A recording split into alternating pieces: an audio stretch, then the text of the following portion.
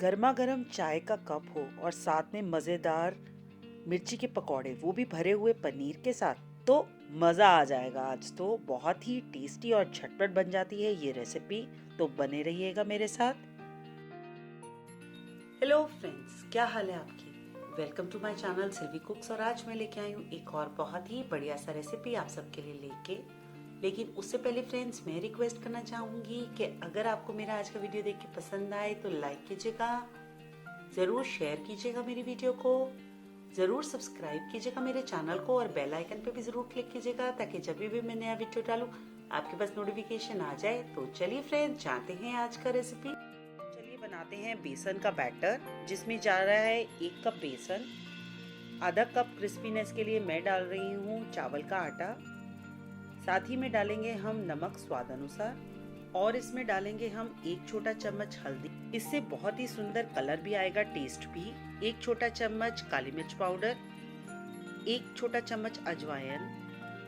साथ में हम डालेंगे आधा छोटा चम्मच हींग, धनिया पत्ता खूब सारा कटा हुआ।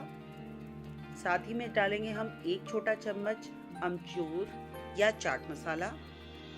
साथ ही में मैं डाल रही हूँ 1 छोटा चम्मच लहसुन अदरक पेस्ट।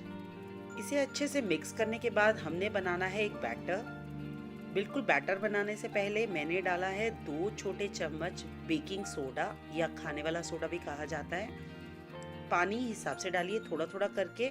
हमें थिक बैटर तैयार करना है, फ्लोई नहीं होना चाहिए बहुत ज़्यादा।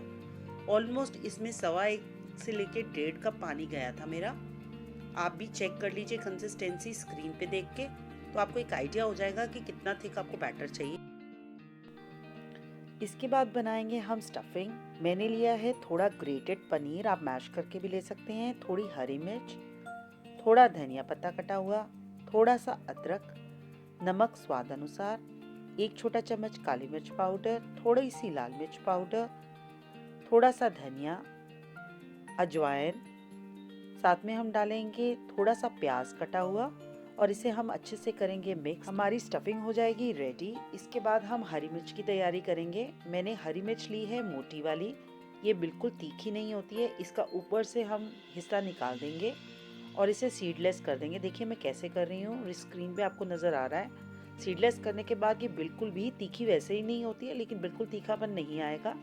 ये देखिए बहुत ही आराम से ये सीडलेस हो जाती है।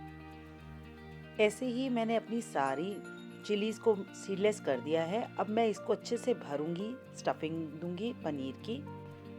मैंने अपने चिली पनीर पकौड़ास के लिए, मैंने बहुत ज़्यादा क्रिस्पीनेस के लिए ड्राई इंग्रेडिएंट्स का एक कोटिंग तैयार करना है। ये है 1 चम्मच बेसन, 1 चम्मच चावल का आटा, थोड़ा सा नमक और थोड़ा सा लाल मिर्च के साथ मैंने पहले मिर्ची को कोट करना है।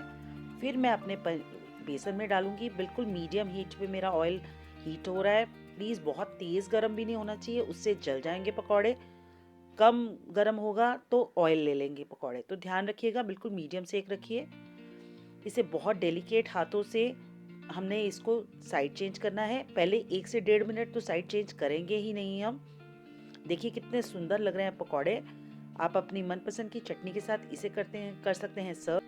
फ्रेंड्स, अगर आपको मेरा आज का वीडियो देख के पसंद आया हो तो लाइक शेयर कीजिएगा, ज़रूर सब्सक्राइब कीजिएगा मेरे चैनल को और बेल आइकन पे भी ज़रूर क्लिक कीजिएगा, और मुझे फॉलो कीजिएगा दूसरे सोशल मीडियाज़ पे, जिनका लिंक मैंने डिस्क्रिप्शन बॉक्स में दे दिया है।